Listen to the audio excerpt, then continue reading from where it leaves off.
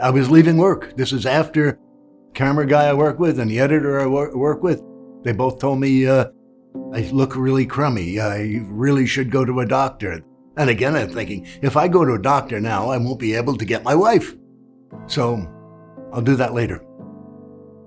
When I met her, her boss said, you look really bad. And she drove me to the hospital. That's where I collapsed. So there was no feeling. I was gone. The doctor came out, started pounding on my chest, broke a couple of ribs, and shocked me 3 times. Nothing happened, and my wife heard him say, there's nothing else we can do, he's gone. And then Graham Wong, he did the same thing and made the same pronouncement, and they gave my wife my belt and my shoes. I told her if she could talk to me. I presume that meant say goodbye. And my heart went bloop.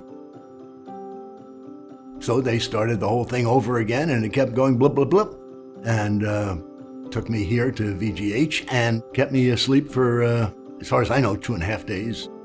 Apparently that was all, a miracle. It doesn't happen very often, Dr. Wong said, and he was surprised. He thought he'd never see me again. He was actually functionally not alive. And so it was only because of some pretty heroic interventions from the emergency room staff at UBC Hospital that was able to stabilize him. After he was resuscitated, he was brought over to VGH, where we were able to go and take over his care. Mike was placed into an induced coma and had his temperature regulated. This was done actually with a machine that was purchased with foundation money. And ultimately, when he woke up, we were able to put the defibrillator into him to ensure that this doesn't happen again to him. Who am I grateful to? The nurses. There's no way to explain how good, how cheerful, how upbeat, how helpful, how kind, how patient they are, especially at 4 a.m. And the doctors, of course, they're incredible. I think donating to healthcare makes a huge difference. The more tools that we can use and bring to bear, the greater the chance that we have a good outcome for everybody. This hospital, all hospitals need more money. They do. They do for the MRIs that they gave me, for the defibrillators. Me and my defibrillator were in love.